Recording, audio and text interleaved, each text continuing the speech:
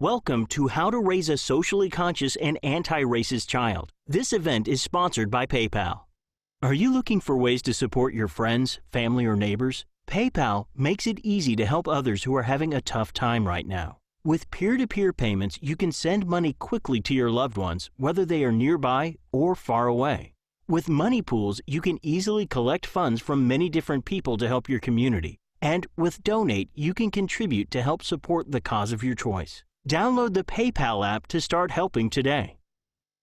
Hi, everyone, and welcome. I'm Tara Parker Pope, founding editor of Well at the New York Times. With race, equality, and empowerment dominating the national conversation, helping kids navigate today's complex world can be a challenge. How can parents teach why diversity, equity, and critical thinking matter? How should privilege be addressed? How do you use childhood curiosity to develop empathy?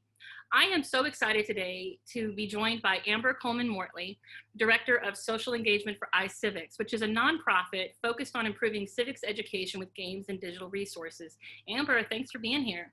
Hello, I'm so happy to have this discussion with you today, Tara, and with everyone who's viewing. So thank you so much. It's good. I'm really looking forward to it. So to our audience, you can submit questions anytime using the Q&A feature in Zoom. Please include your name and town. We'd like to mention where everybody's listening from. Note that this discussion is being recorded. So get those questions coming in. Amber and I are going to talk a little bit, and then we'll take your questions, and hopefully it'll just be a night of learning and engagement, and just a good evening where we can all leave a little smarter and thinking a little more deeply about our lives and how we behave in this world. So Amber, you know, I found you. I'd seen you quoted in a story, and I went to your Twitter feed, and I saw this tweet of your daughter's video, and it was interesting to me, and it was about this game called Roblox. Yeah. And I clicked on it, and I thought, who is this kid, and who is her mother? Because I was so impressed by this video. Can you tell me a little bit about how that video came to be? So your daughter had seen some things happening on Roblox, and she wanted to say something about it. You want to tell the story? Yeah, of course.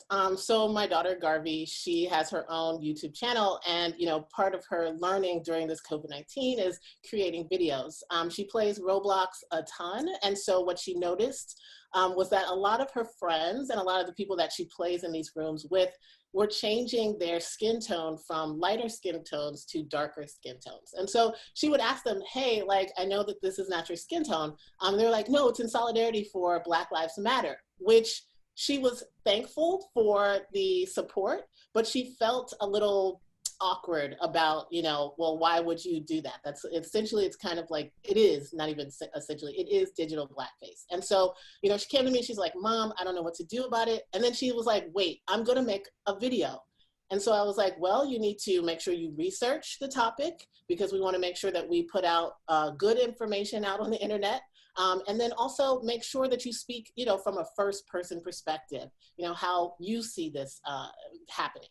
And so she created the video herself. She used, you know, Final Cut Pro, put it all together, and then uploaded it to YouTube, and, you know, was very proud of her work. And I'm actually very proud of her as well, because the tone is very, hey, let's all learn why this is not a good idea. Not accusatory, but like, she opens up the space for us to learn. Oh, it's terrific. And she starts it off with a disclaimer saying, if this conversation is going to make you uncomfortable, you don't have to listen, which I thought was cool. Yeah. And then she gives us a little history lesson, and she talks about, she shows us some photos, and she warns us that we might be bothered by the photos. Yep. So to remember that. It was so mature. And she's 12. I thought it was amazing.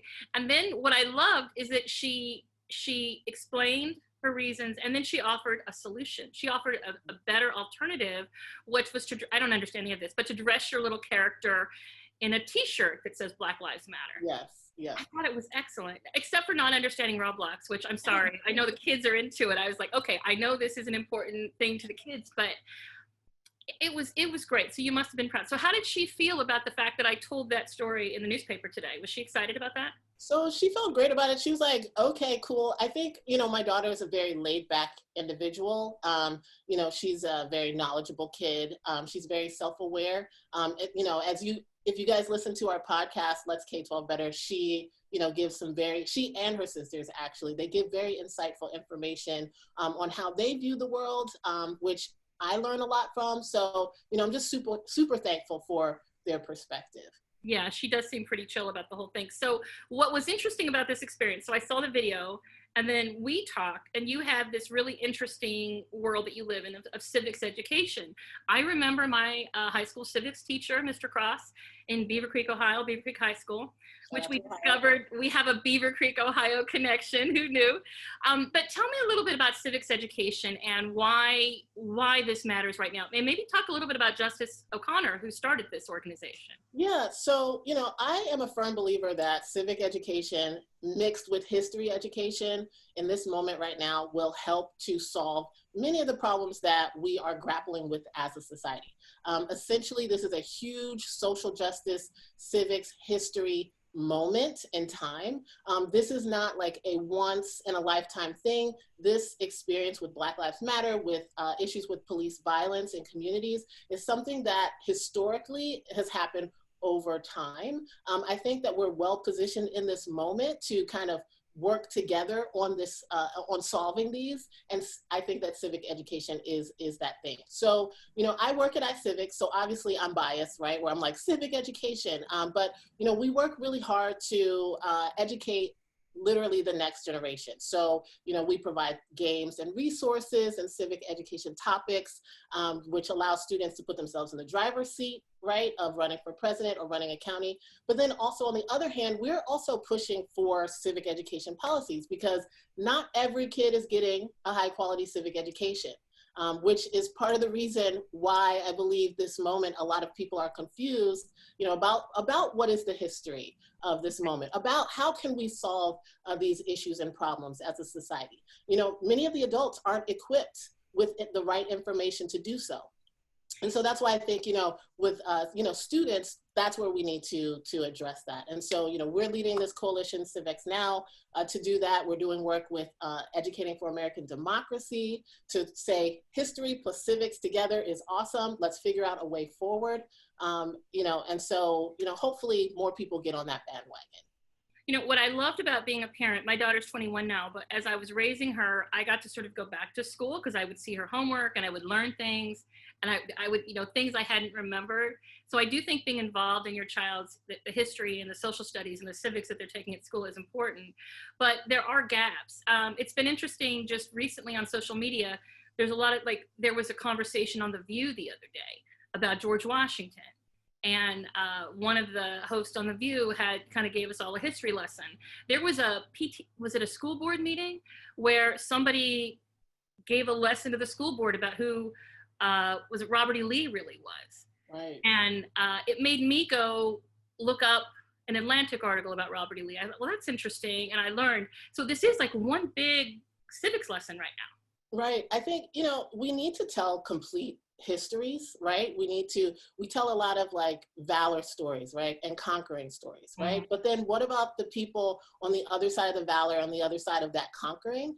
We need to make sure that as we move forward with history, that we understand the complexities of historic accounts, understand that kids actually have the skills and the ability to be able to grapple with the complexity of, I speak with my daughters all the time. When the Constitution was signed, people that look like us, our ancestors were considered 3/5 value of a white land owning man, right? And so we talk about that. What does that mean, for the people who signed the Constitution, for some of them to have owned slaves, It does not discount the fact that those ideas and those values that they espouse are beautiful and things that we should try to achieve within our society, but we still have to be able to deal with the complexities and the layers and not be offended or not be upset by that, but be able to say, how do we never do that again? How do we use civics, understanding what we did in the past, how do we use civics to solve some of these problems and issues? And how do people do that,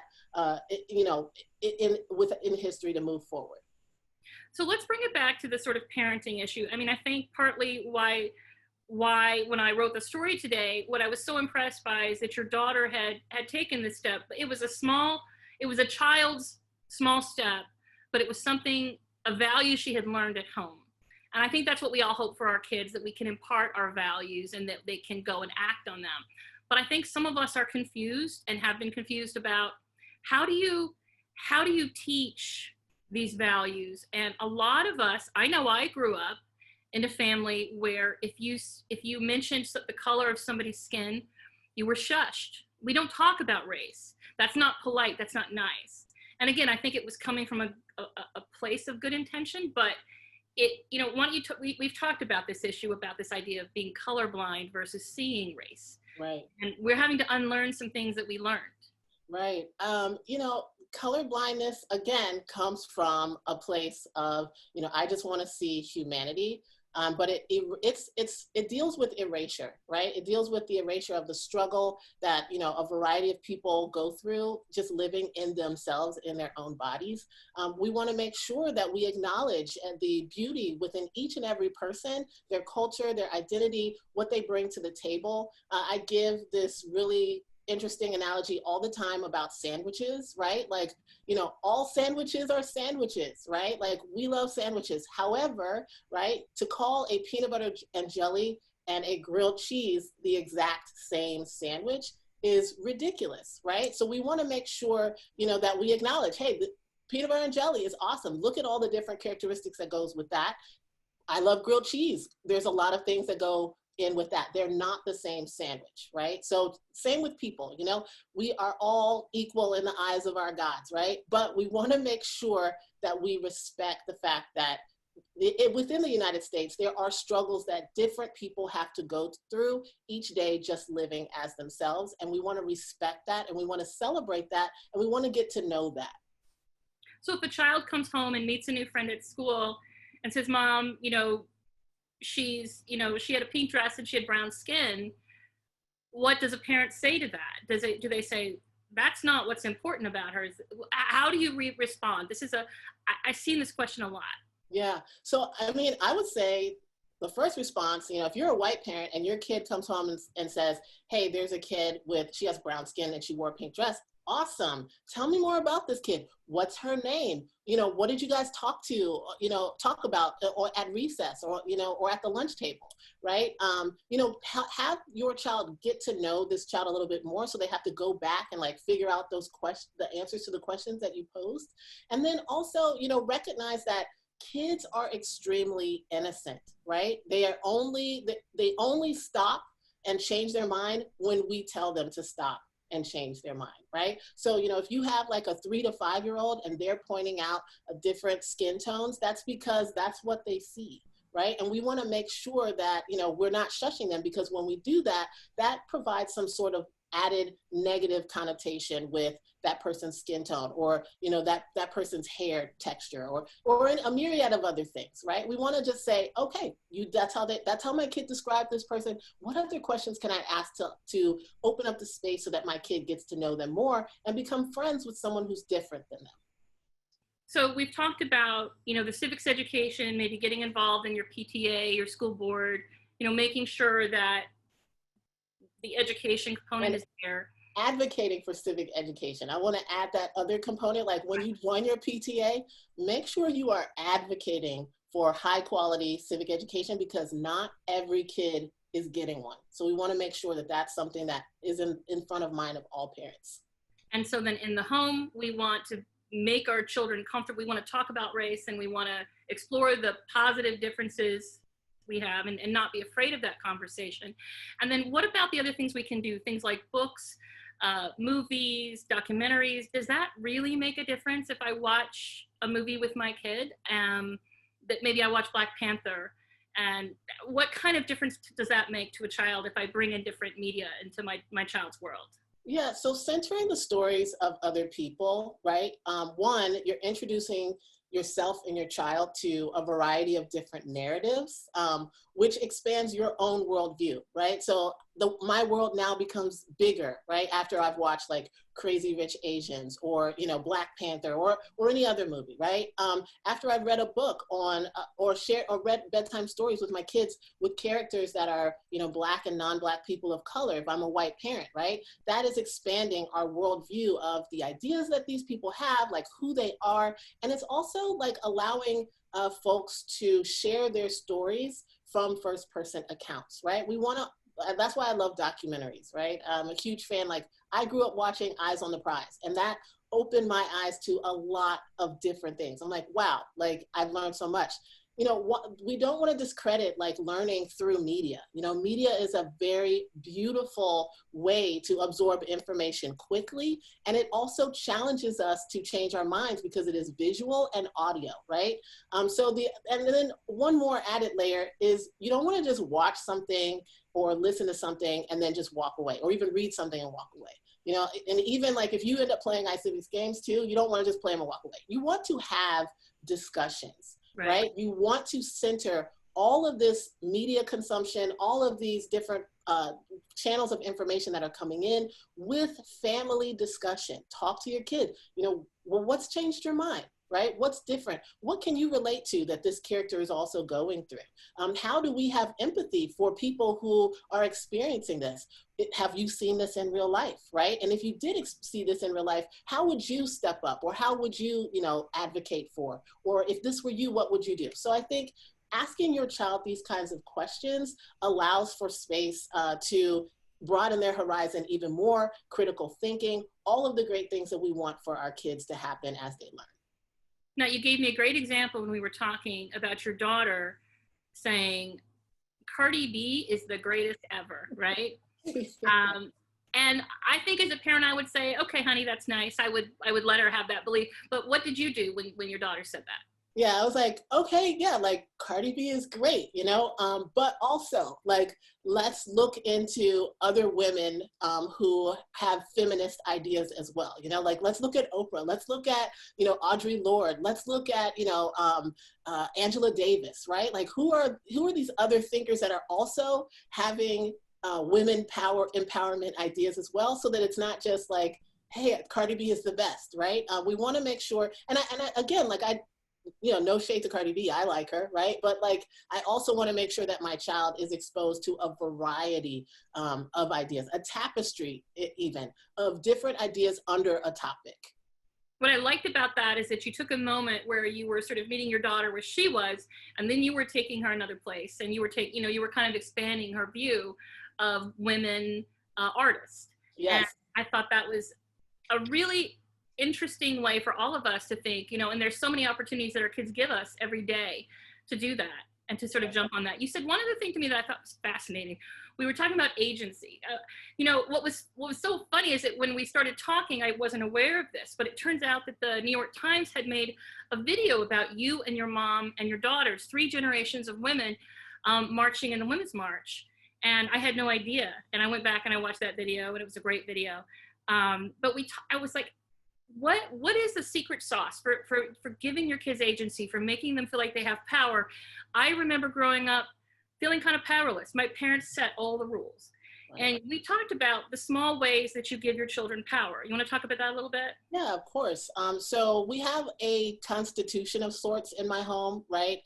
You know, everyone has kind of contributed to what is acceptable behavior in the house, right? I did not just set the rules and then boom, everyone follow them.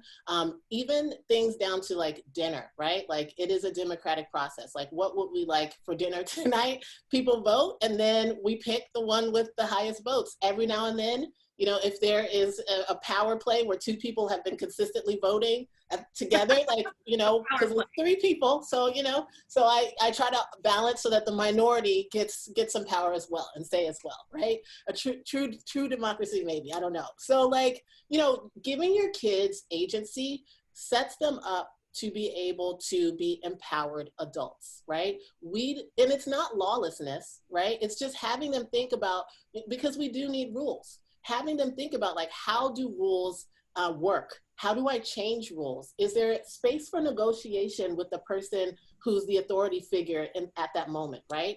And then also thinking about like, we want to give our kids a sandbox, right, to play in as far as rules and agency is concerned. So like when they're young, it's, down to like the vegetables. So it's like, do you want broccoli or do you want spinach, right? You're still gonna have vegetables, but you get to pick which ones, right?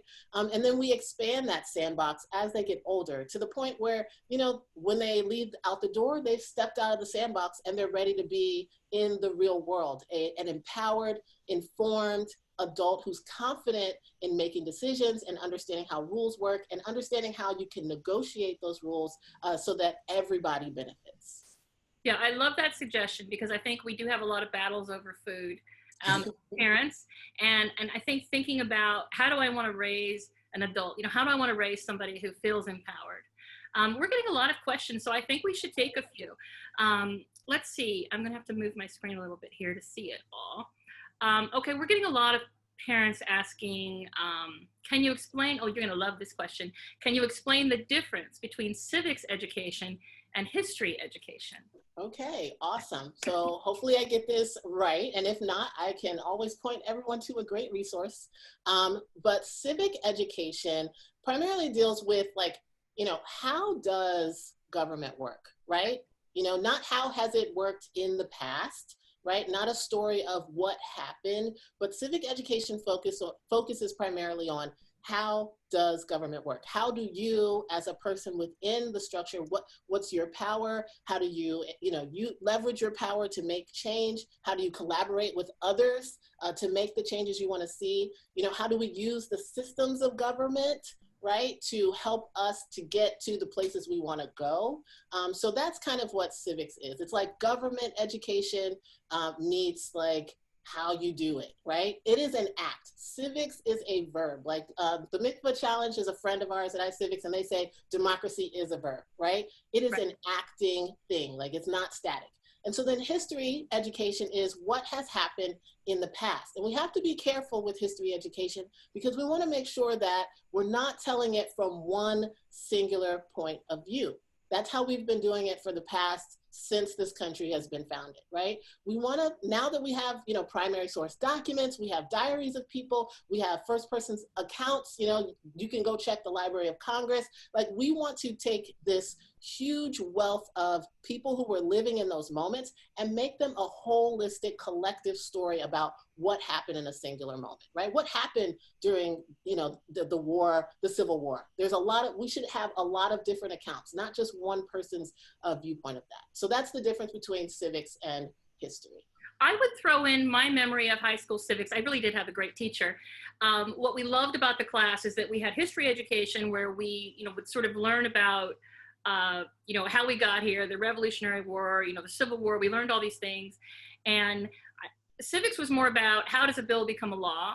And then part of the project was you would write to your senator or your local representative, you would write letters, and you would be actively engaged in local government, in state government or federal government.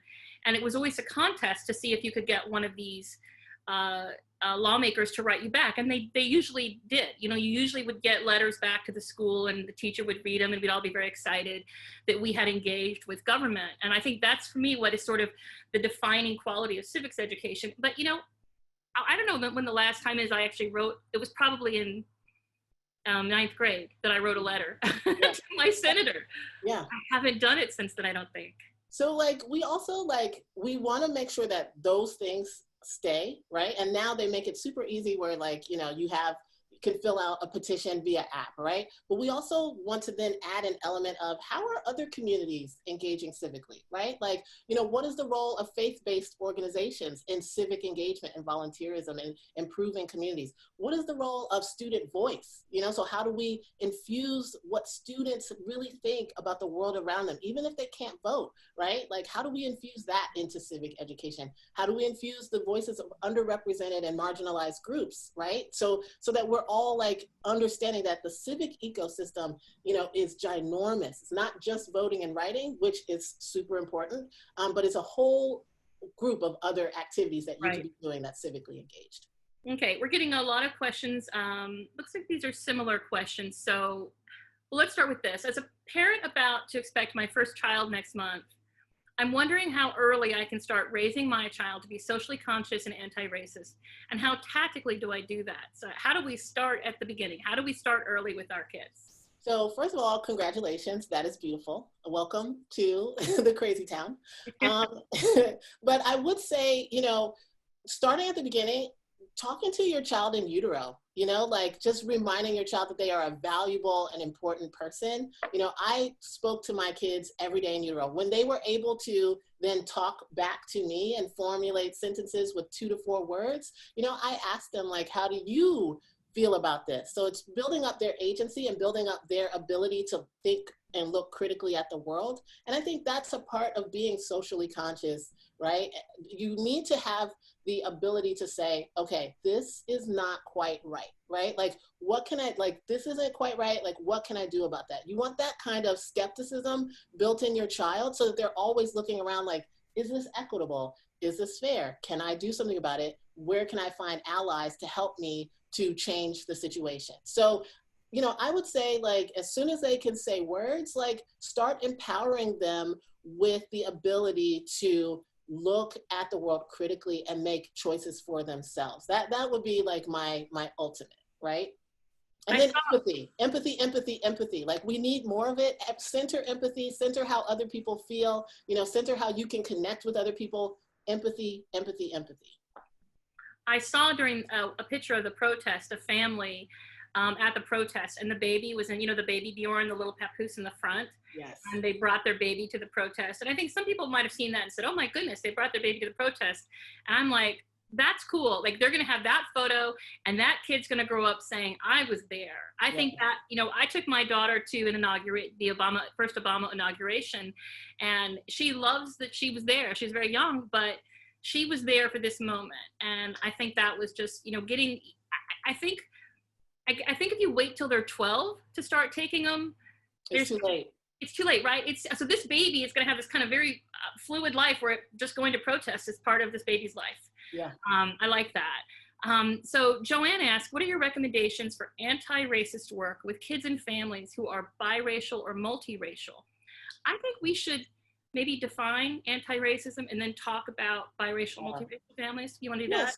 So not racist, you know, Ibram Kendi says, you know, it's not enough to be not racist. You want to be anti-racist, right? So, you know, anti-racism requires action. Like, think civics, right? Like, acting, like, what can I do, right? With the little bit of life that I have, right? To change the way that we're marching. So, you know, whether it's advocating for education or just in my own daily walk, fixing and adjusting and changing my own worldview. So anti-racism is an active process, an evolution within your own self to address the inequities, especially the racial inequities that are existent in our world. So we'll start with that.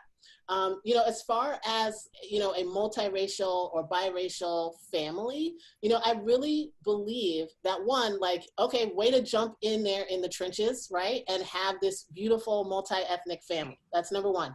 But number two, you cannot ignore the fact that one of the parents in this wonderful family lives with an identity that has a lot of different connotations that are attached to it, right? Positive and negative, because let's be honest, right? So, you know, we want to make sure that families are aware.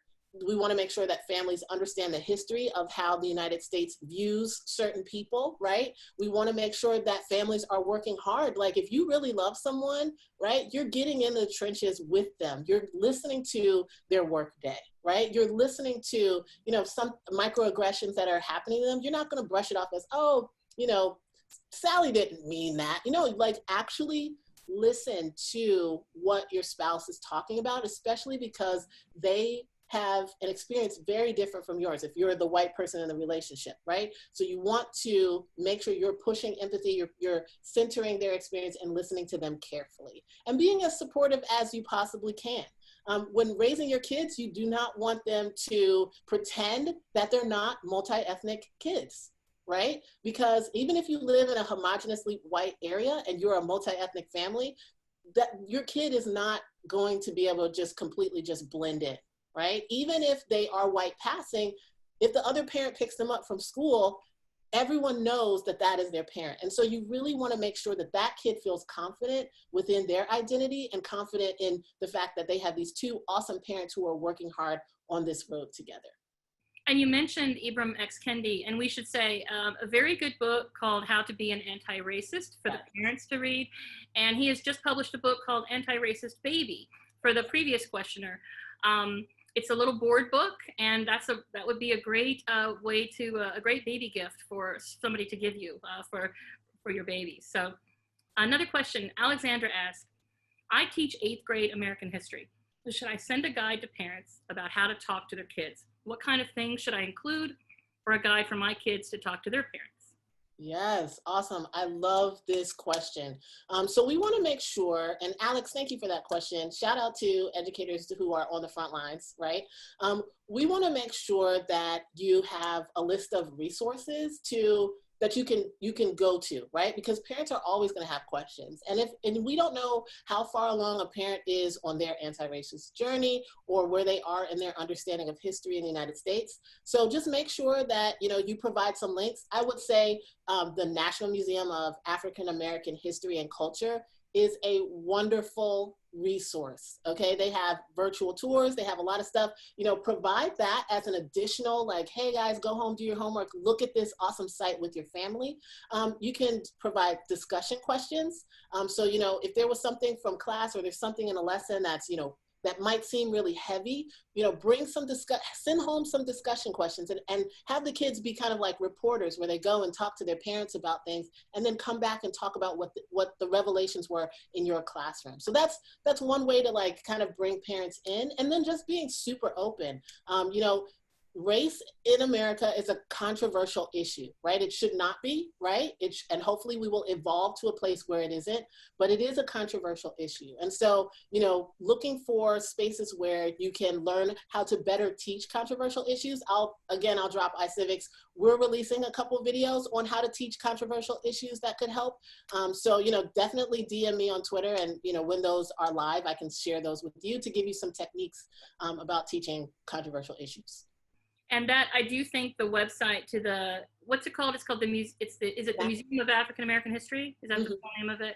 That's a terrific website. It really does have these amazing tours if you don't have a chance to actually visit the museum, which is a very powerful experience, and I recommend it for everyone.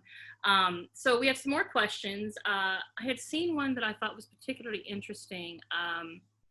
I'm a kindergarten teacher in the Bay Area. When discussing history, I do my best to be honest with my young kids, but sometimes I worry that the few African American kids feel uncomfortable when we talk about slavery or civil rights. Do you have any suggestions for this, teacher? Yes, this is a beautiful question because our 5- and 6-year-olds are precious. So we do want to make sure that we're not crushing them, So like, we want to make sure that when we talk about these topics, right, especially with our youngest kids, that we use empathy. So, and that we never single kids out. So we never want to say those kids would be the ones who are impacted by this, right?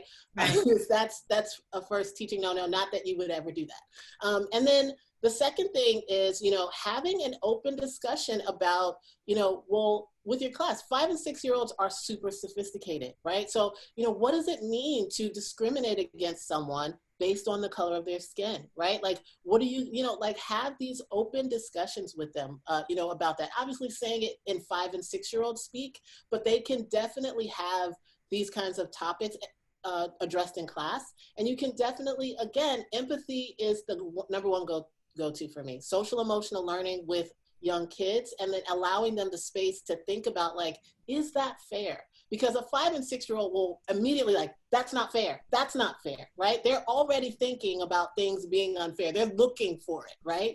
At every turn. And so, talking to them about like, well, is this fair? Is this not fair? And then giving the historical facts, right? Like, this was a historical fact.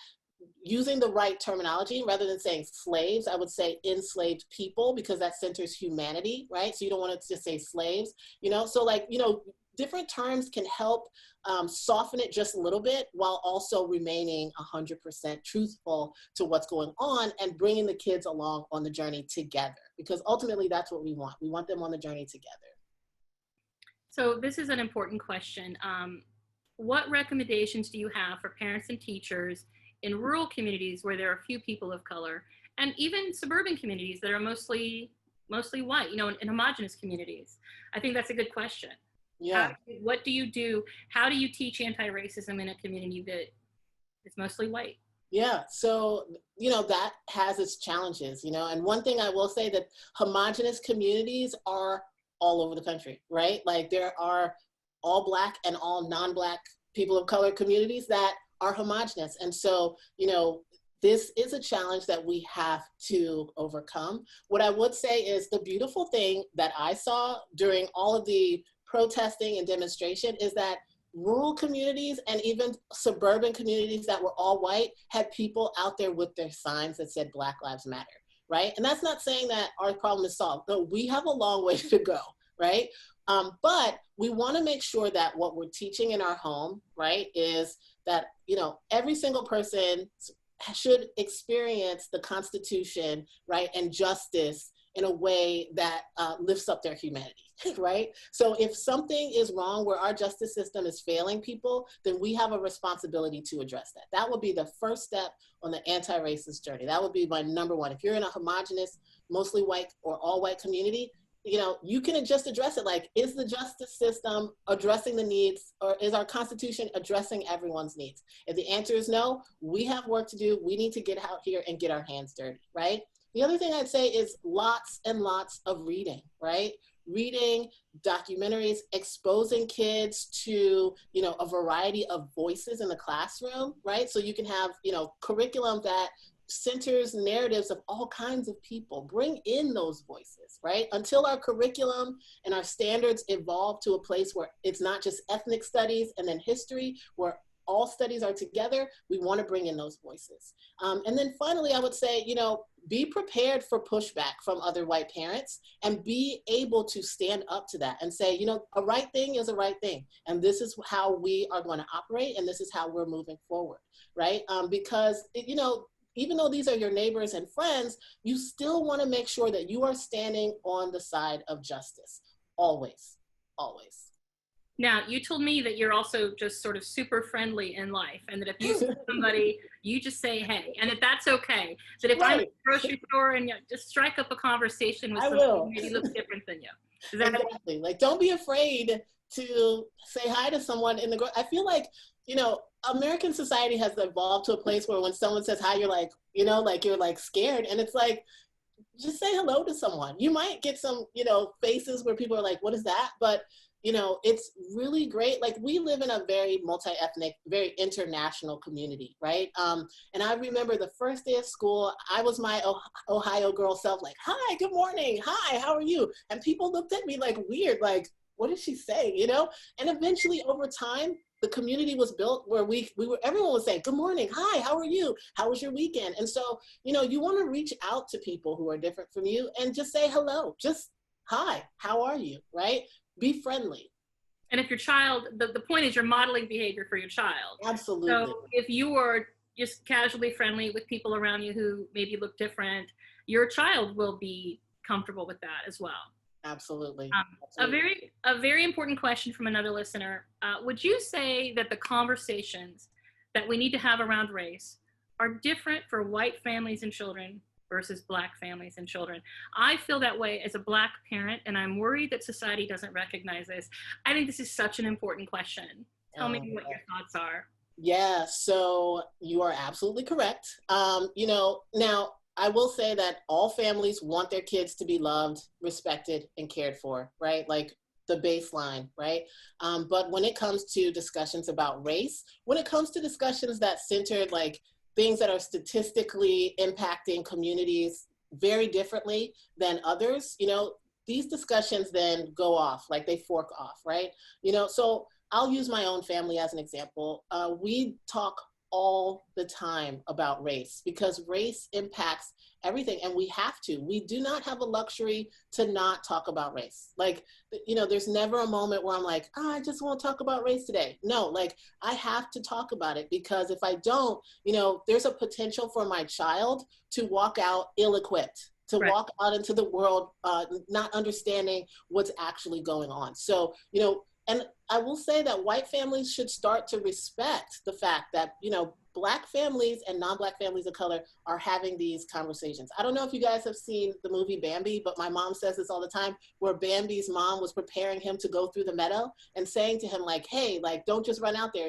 You have to look around and it's dangerous. So if you think about that, Black and non-Black families of color are having these Bambi-like conversations with their kids. You can't just run out here because, your identity is seen in XYZ ways, right? We have to be careful.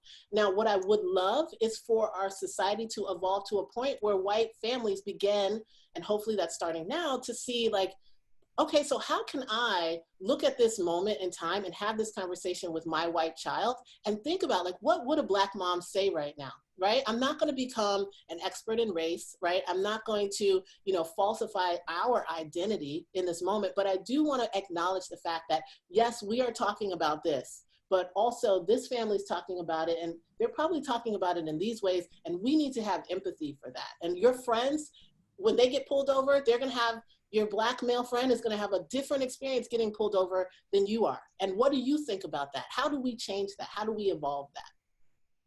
Very good. Now, we have a lot of questions. I think we should try to get through as many as we can. I don't want to give a short shrift to anything, but I do want to hit a couple of these. I thought this was an interesting one. How can we encourage grandparents who look after our children to engage in daily anti-racist habits education? This can be hard. Say, Mom, Dad, this is how you have to behave and what you have to say. So can you give us some advice about that? Yeah, that's a challenging one, right? Just because, like grandparents are often stuck in their old ways. However, we want to make sure we give everyone the space to evolve and grow. And we want to encourage that, right? If your parents love you, right, and they're taking care of your child, you need to say to them, hey, this is really important to me, right? Like, I really want us to go on this journey as a family together. You might not be able to go all the way with us, but I really need you to try for us because this is what we're doing in our home and it's really, really important. I'll say the same as, if you don't want your grandparent to give the kids candy, right? And then you talk about it like, please don't give them candy, right? And you beg the case and you make the case for it and they say, okay, yeah, yes or no. Same thing with discussions on an anti-racist journey.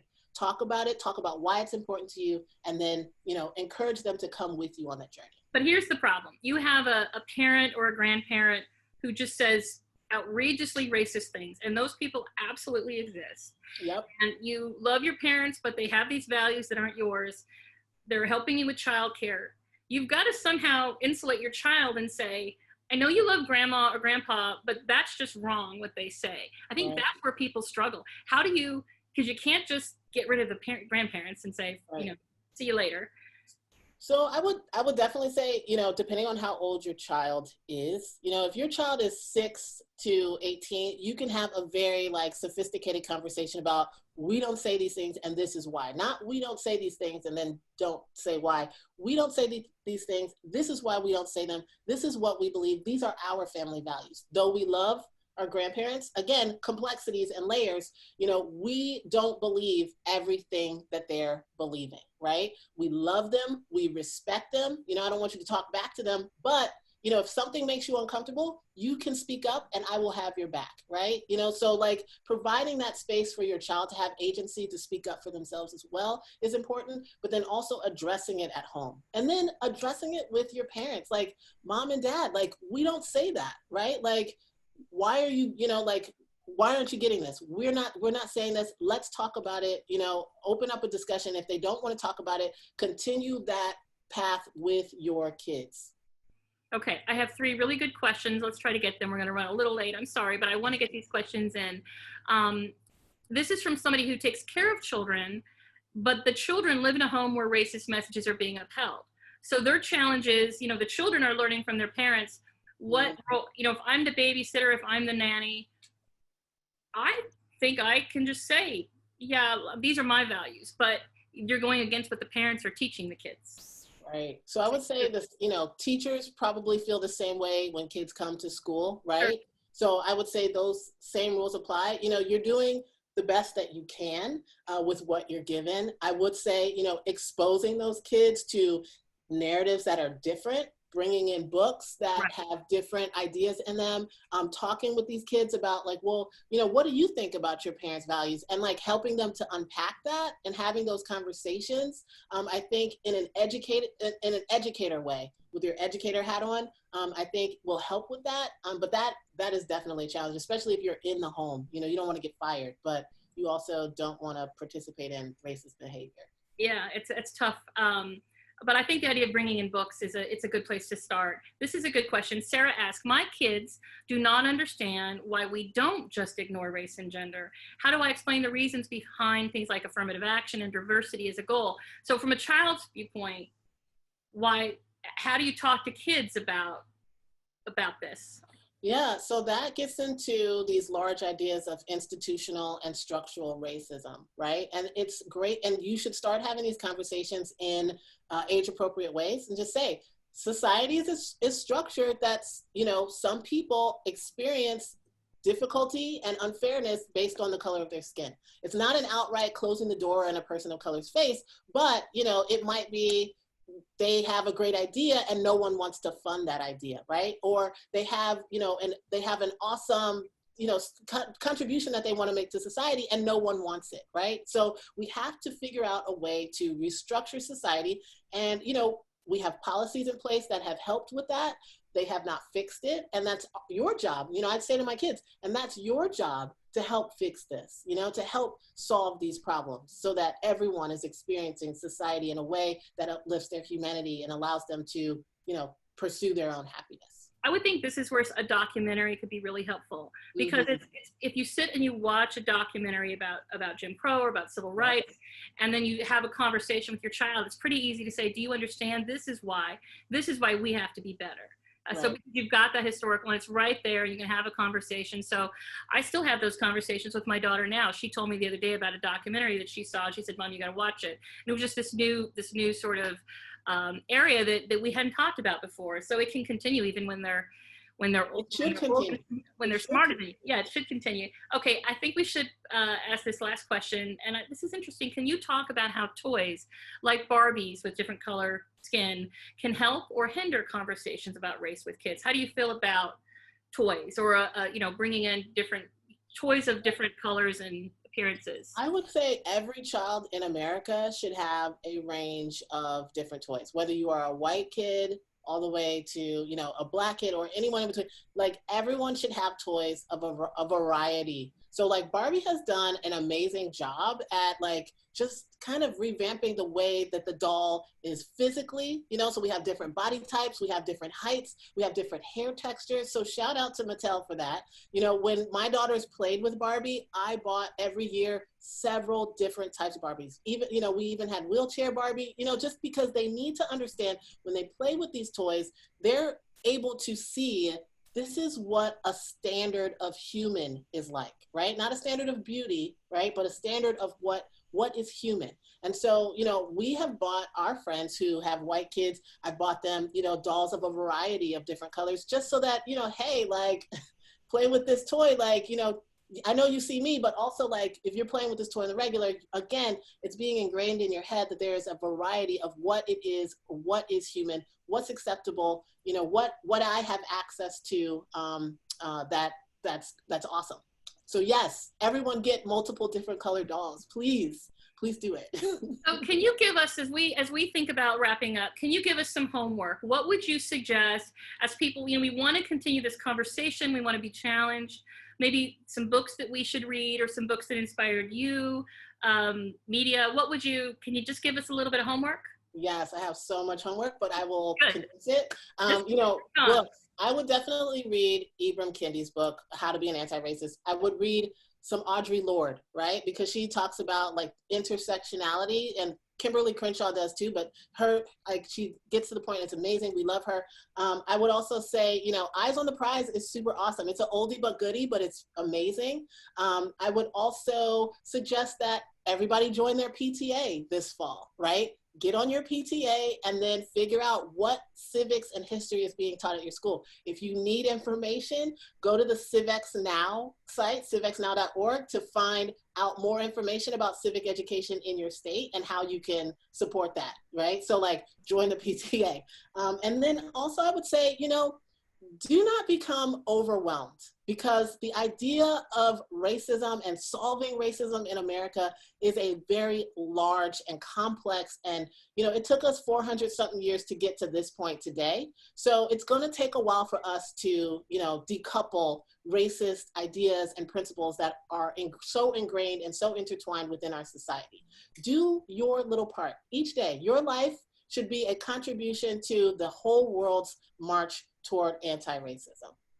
Oh, very inspiring, and how lucky for me that I've gotten to meet you and spend some time with you, and for all of us, it really has been great getting to know you, and I hope we can continue with our readers. Tara, you're my friend. So let's tell everybody how they can follow you. So your Twitter. Yeah, so please follow me at Mom of All Capes on Twitter. I'm on Instagram. I'm also on Facebook, but I'm not really great on Facebook. Please like and subscribe our podcast. So my daughters and I do a podcast. We talk about a variety of topics. Let's K12 Better. Let's K12 Better. We're on every podcasting app, so follow us there, please. And then also play some iCivics games. Like, you know, like the organization is absolutely amazing. There's hardworking people there who are trying to make civics fun and engaging and interesting. So follow iCivics, play iCivics games, learn a little bit about government, and then figure out, okay, now how can I make this world anti-racist with my civic participation? I love it. Thank you so much. Thanks to everybody listening at home. This conversation is part of a slate of digital events the Times is producing to help readers navigate the world we find ourselves in today. Next up in our parenting series on July 15th at 8 p.m., join fellow parents for the Times and from the Times and special guests for a night of comedy and conversation as they discuss what it's like to be a parent during this time. I'm going to make a plug for my event on Monday at 1 p.m. I'm going to be speaking with Reverend Angel Kyoto Williams about mindfulness for the time we're in. And I have to tell you, she challenges me. She called me out on something I said, and you'll only get to hear about it if you join me at 1 o'clock on Monday. But she's wonderful, and she's going to make you think. And she's going to just help you find mindfulness and be centered for this world and find clarity so you can go out and change the world. So to find out more about our full slate of digital events, please visit timesevents.nytimes.com. And finally, of course, we want to give a special thank you to all of our subscribers. You make our work possible. We look forward to speaking with everybody again. Thank you, Amber, and thank you, everyone. See you guys later. Take care. Be safe.